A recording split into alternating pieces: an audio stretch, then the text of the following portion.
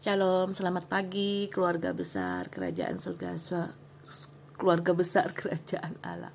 Maaf tampilannya seperti ini karena kebetulan saya masih sakit, tapi ada rindu buat video gitu loh. Mau sharing-sharing firman Tuhan, cerita-cerita, anekdot yang bisa membuat kita membuka mata hati kita. Begitu mungkin ya kira-kira ya.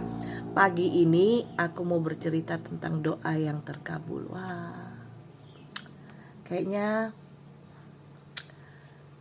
semua orang pasti mau doanya terkabul ya. Tapi apa dulu yang didoakan? Bagaimana caranya kita berdoa? Bagaimana kita mempergunakan hasil dari doa tersebut, kan gitu ya. Nah, sekarang aku mau bercerita tentang kapal yang karam. Ada nih kapal karam karena akibat badai semalaman gitu. Kemudian dia karamlah di pulau, salah satu pulau kecil, di mana pulau itu gersang ya, nggak ada apa-apanya. Yang selamat cuma 2 orang, 2 laki-laki yang selamat. Nah, kemudian mereka nggak tahu caranya bagaimana, orang karam, kapalnya hancur gitu ya. Mereka nggak ngerti mau berbuat apa dan hanya mengerti bahwa kita sekarang ini hanya bisa untuk berdoa aja. Oke. Tapi yang salah satu itu punya ide bahwa gimana kalau kita membagi satu pulau ini menjadi 2 bagian. Lu di sana, gue di sini. Aku namakan itu si A, si B ya. Nah, terus dimana si A ini bilang, kita lihat doa siapa yang terkabul gitu ya. Mengingat di pulau ini kita nggak bisa ngapa-ngapain lagi. Mau ngapain, mau teriak-teriak juga nggak ada. Oke, mulailah mereka berdoa. Si A ini berdoa tentang makanan gitu ya. Pertama kali dia lapar karena mungkin ya, Tuhan, lapar nih, aku mau makanan. Oke, tling, mungkin gitu ya. Ternyata di situ ada pohon yang berbuah lebat. Oke lah, dia merasa terima kasih Tuhan, walaupun buah-buahan tapi bisa mengenyangkan aku. Oke. Tapi si B, dia senyum sambil gitu. Dia tidak terjadi apa-apa. Otomatis dia merasa si A ini mulai timbul dikit tapi ya kesombongan. Itu kan siapa nih yang terkabulkan kan? Dia tidak terjadi apa-apa. Jadi mungkin saya lebih kuat doanya. Oke. Kedua, melantunkan lagi doa-doa. Doa kali ini adalah karena dia merasa kesepian, dia mintalah pasangan. Ini masih si A ya, gitu. Pasangan Tuhan ini. Kemudian tiba-tiba ada kapal karam yang tersisa cuma satu perempuan yang merasa itu keajaiban Tuhan. Ngapain juga si perempuan ini tiba-tiba ada di sini kan gitu. Akhirnya jadilah dia istrinya gitu ya. Terkabul lagi nih. Sedangkan si B tidak terjadi apa-apa. Oke, dia merasa sombong lagi. Apa nih yang didoakan ya? Kok nggak terkabul gitu kan? Oke. Berikut hari demi hari dia berdoa. Ya entah itu makanan, baju dan segala macam dipenuhi oleh Tuhan. Sedangkan si B kembali lagi. Akhirnya terakhir dia minta, Tuhan, aku mau minta kapal untuk aku pergi dari pulau ini pulang ke rumahku. Akhirnya entah itu kapal itu ada yang nyangkut, tapi kapal itu masih bisa digunakan. Akhirnya dia menyiapkan diri untuk pergi dari pulau itu. Pada saat dia masuk ke kapal bersama istrinya, ada suara yang menggelegar dari atas. Hai manusia, kamu mau pergi kemana? Wah, aku mau pergi dari pulau ini, kan sudah disediakan Tuhan kapal. Oke, kenapa kamu tidak ajak temanmu itu? Oh, ini kan hasil dari doaku. Kenapa aku harus ngajak-ngajak dia? Gitu kan, kenapa gue harusnya ngajak-ngajak dia? Oh, begitu, kata suara itu lagi. kamu tahu apa yang didoakan olehnya, gitu kan. Kenapa gue harus merasa berhutang sama dia, harus terbeban sama dia? Apa memangnya doa-doa dia? Kamu mau tahu bener atau mau tahu banget? Akhirnya suaranya ini begini. Kamu tahu apa yang didoakan oleh dia? Dia berdoa begini, hanya satu yang dia minta. Tuhan, tolong kabulkan doa-doa teman saya ini, si A ini. Semuanya kabulkan Tuhan. Langsung dia gini, mikir gak lu? Gitu kan. Oke. Itu kan hanya cerita biasa ya, anekdot. Tapi kita bisa ambil dari situ bahwa kekuatan doa itu begini ya. Aku bacakan ayatnya ya. Di Markus 11 ayat 24 sampai 26. Karena itu aku berkata kepadamu, apa saja yang kamu minta dan doakan, percayalah bahwa kamu telah menerimanya, maka hal itu akan diberikan kepadamu. Dan jika kamu berdiri untuk berdoa, ampunilah dahulu sekiranya ada barang sesuatu dalam hatimu terhadap seseorang, supaya juga Bapamu yang di surga mengampuni kesalahan-kesalahanmu.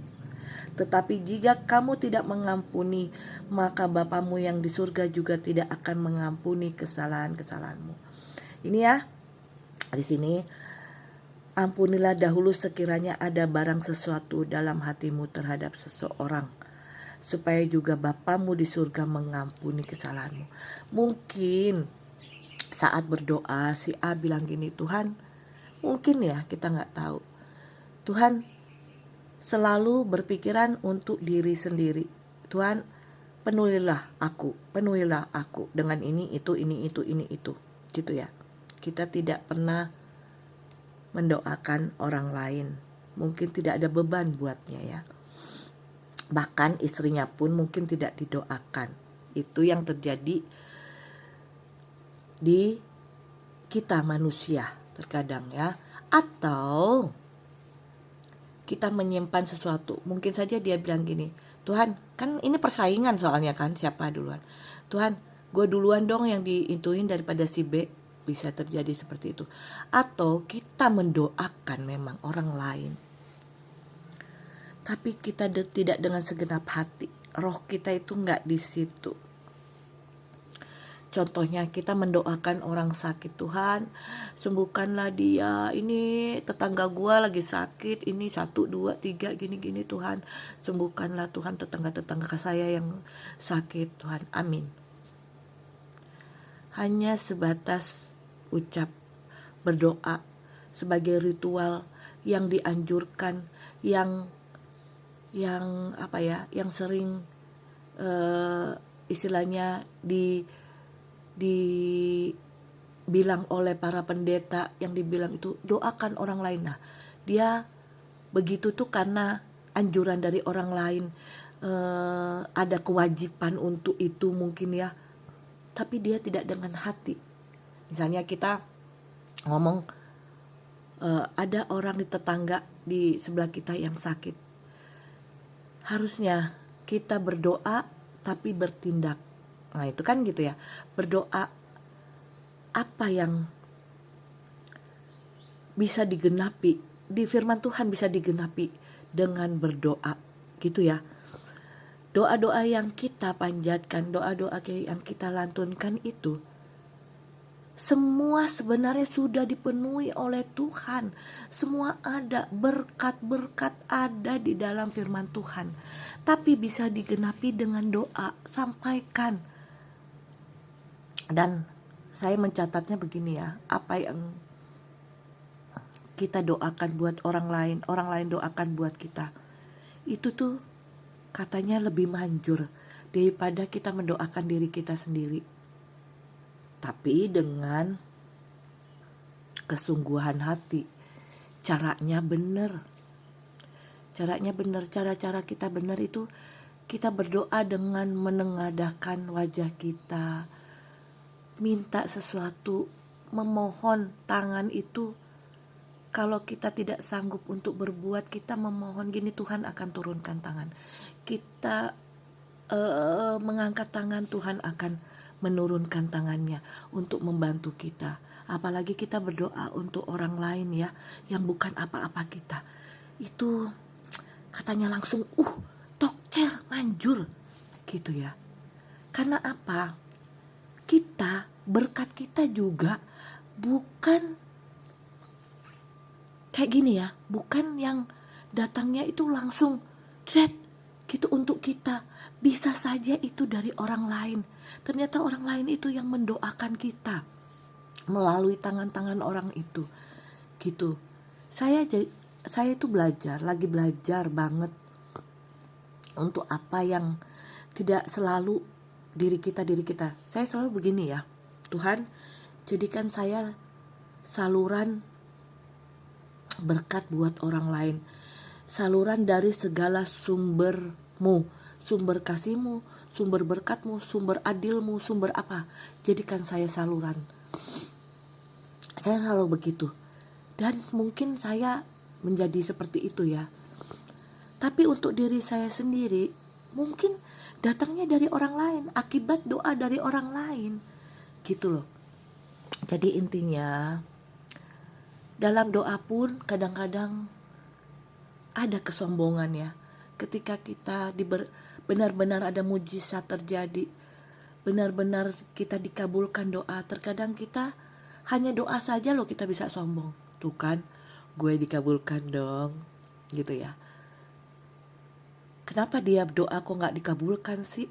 Udah itu, terus merasa bahwa gue udah lama berdoa baru dikabulkan, sekarang lu kurang lama lu berdoa. Gak boleh gitu. Karena apa yang kita sampaikan, apa yang itu, mungkin saya berdoa tapi saya dirasa Tuhan masih belum perlu, masih belum waktunya gitu loh. Kita tidak boleh mengejudge orang bahwa orang itu belum dikabulkan, mungkin ada ini kali, mungkin ada ini.